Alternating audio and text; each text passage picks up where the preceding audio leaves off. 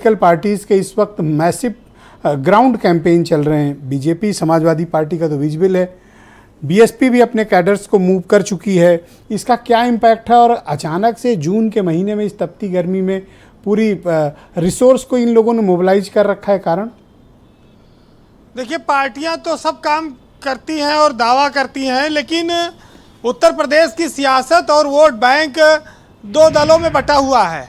एक बीजेपी है और एक बीजेपी के खिलाफ विपक्ष में समाजवादी पार्टी। और विधानसभा के चुनाव में आपने देखा कि कांग्रेस के पास 2 विधायक है और बसपा के पास 1। तो वोट का इसी तरह का जो समीकरण चल रहा है, वो ये साफ है कि जो आने वाला लोकसभा चुनाव है उसमें इन दोनों दलों को तैयारियां ज़्यादा करनी है, क्योंकि इनके ज़्यादा स्टेक लगा है और ये चुनाव बहुत बड़ा है। ये चुनाव इसलिए बड़ा हो जाता है कि मोदी 10 साल सरकार में पूरे कर लेंगे। वो बीजेपी के इकलौते ऐसे नेता होंगे, प्रधानमंत्री होंगे, अगर वो तीसरा चुनाव जीतते हैं तो एक लॉन्गेस्ट टेन्योर तक रहने वाले प्रधानमंत्री विपक्ष के बनेंगे। शायद पता नहीं उनका आने वाला वक्त में कोई ये रिकॉर्ड तोड़ पाएगा या नहीं। और दूसरी सबसे बड़ी बात यह है कि बीजेपी उनको देश के श्रेष्ठ प्रधानमंत्रियों में शुमार करती है, लेकिन मोदी के इस इतिहास को बनाने में उत्तर प्रदेश का बड़ा रोल होगा। उत्तर प्रदेश की जो 80 सीटें हैं वो तय करेंगी कि केंद्र में किस तरह की सरकार बनेगी। और बीजेपी को भी सर्वाधिक उम्मीद इसी उत्तर प्रदेश से है। वो जानती है कि यहाँ पर हर तरह से सीटें आनी चाहिए। पिछली बार करीब 15 सीटों पर समाजवादी पार्टी और मायावती का गठबंधन जीता था और बीजेपी को 2014 के मुकाबले सीटें कम हुई थी, लेकिन 65 सीटें करीब वो जीते थे। तो 65 कम नहीं होता, लेकिन उन्होंने इस बार 75 प्लस का लक्ष्य दिया है।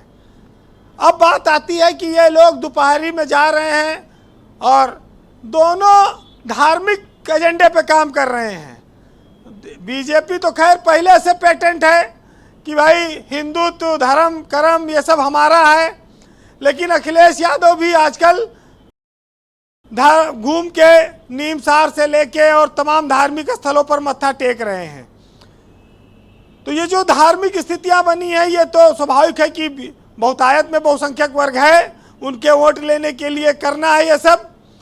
लेकिन मायावती के अलग चुनाव लड़ने का ऐलान भाजपा को बहुत राहत देता है, उसको खुशी देता है कि एक जो सबसे बड़ा गठबंधन उनके सामने आ सकता था, अभी उसकी संभावना नहीं दिखती। और जब विपक्ष बिखरा होगा तो इसका सीधा लाभ बीजेपी को मिल रहा है उत्तर प्रदेश में। और ये एक बड़ी जो चुनौती उनके सामने आती विपक्षी एकजुटता से, वो खत्म हुई है, या कह लीजिए कि थोड़ा से राहत मिली है। बात आती है कि सॉफ्ट हिंदुत्व क्या है, हार्ड हिंदुत्व क्या है। वैसे दुनिया का कोई धर्म हार्ड तो कहीं दिखता नहीं है, उसने हमेशा मानवता की बात की है। और वो सॉफ्ट हिंदुत्व हो या सॉफ्ट ह्यूमैनिटी हो या जो भी जो मानने वाला हो जिस धर्म का। लेकिन इस प्रदेश में चूंकि राम मंदिर बन रहा है, बीजेपी का एक बहुत बड़ा एजेंडा रहा है, परिवर्तन एक यात्रा बताया जा रहा है कि लोक जागरण के माध्यम से चलाई जा रही है। समाजवादी पार्टी के नेता उसमें पसीना बहा रहे हैं।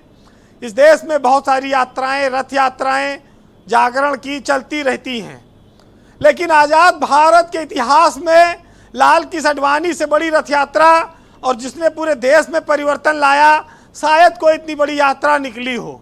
उस यात्रा ने बीजेपी के पूरे भविष्य को बदल दिया और आज वो शीर्ष पर पहुंच गई जमीन से उठकर। तो यात्राएं फायदा देती हैं, लोग जागरण के माध्यम से जनता के बीच आपकी बात को पहुंचती है और लोग सोचते हैं, विचार करते हैं। एक सशक्त माध्यम है और सियासत में बहुत लोगों को इससे संजीवनी भी मिली है। अब ये देखना होगा कि यूपी के परिप्रेक्ष्य में इसका क्या रिजल्ट आता है। ब्रजेश जी, मोदी और योगी के मुकाबले विपक्ष में ऐसा कोई मास लीडर नहीं है। अखिलेश यादव एकमात्र चेहरा है जिनके पास भीड़ है, उनको लोग सड़कों पर देखने के लिए, सुनने के लिए उतरते हैं। वो एक मास लीडर जरूर हैं, लेकिन उनके पास संगठन की स्थिति उतनी मजबूत नहीं है जो बीजेपी के पास है। और चुनाव सत्ता तो संगठन के दम पर ही हासिल की जाती है, इसीलिए कहते हैं लोग कि संगठन बड़ा होता है, सरकार छोटी होती है। अब वहाँ पर कितना काम ये कर पाएगी समाजवादी पार्टी, ये देखना होगा, क्योंकि अभी मोदी की रैलियाँ शुरू हो जाएंगी, योगी की रैलियाँ शुरू हो जाएंगी, तो उनको टक्कर देने के लिए उतना आसान नहीं होगा। कांग्रेस के पास मैंने बताया कि देखिए संगठन पहले भी उतना कमज़ोर था, आज भी उनके पास संगठन उतना मजबूत नहीं है। यूपी में अगर वो भ्रम में रहेंगे, अकेले भी लड़ना चाहे रास्ते खुले हैं, गठबंधन में लड़ें तब भी, लेकिन एनडीए का कुनबा बढ़ रहा है। राजभर के बेटे की शादी को प्रधानमंत्री ने बधाई दी है और शादी के साथ साथ पार्टी में शामिल होने का भी आप इसे आमंत्रण मान सकते हैं। तो ये बहुत कुछ चीज़ें बीजेपी के पक्ष में जाएंगी। बहरहाल सियासत में कोई अस्थाई चरित्र नहीं है लोगों का, नेताओं का। अभी चुनाव आ रहा है, अभी बहुत सारे लोग बीजेपी में शामिल होंगे जो बहुत इंपॉर्टेंट नेता हैं, और पार्टियों में लोग टूटते रहते हैं और विपक्ष तो आपस में लड़ने में भिड़ने में व्यस्त है। हाँ, आम आदमी पार्टी थोड़ा उत्तर प्रदेश में सक्रिय हुई है, लेकिन अभी उसको काफ़ी रास्ता तय करना है। अभी केजरीवाल दिल्ली में फंसे हुए हैं, वहाँ पर पहले एलजी वाला मामला चल रहा है, अब कोर्ट खुले तो रिजल्ट आए। बहरहाल सुनिएगा कि जज्बातों में बहने का अब जमाना चला गया। अब तो जो सौदा करने में माहिर होता है वही खुश होता है। वसीम बरेलवी ने लिखा है विपक्ष के हालातों पर जी कि कोई टूटी शिकस्ती ही बगावत पर उतर आए तो कुछ दिन को ये तूफान सर उठाना भूल जाते हैं, और जिन्हें आपस में टकराने से ही फुर्सत नहीं मिलती, उन्हीं शाखों के पत्ते लहलहाना भूल जाते हैं।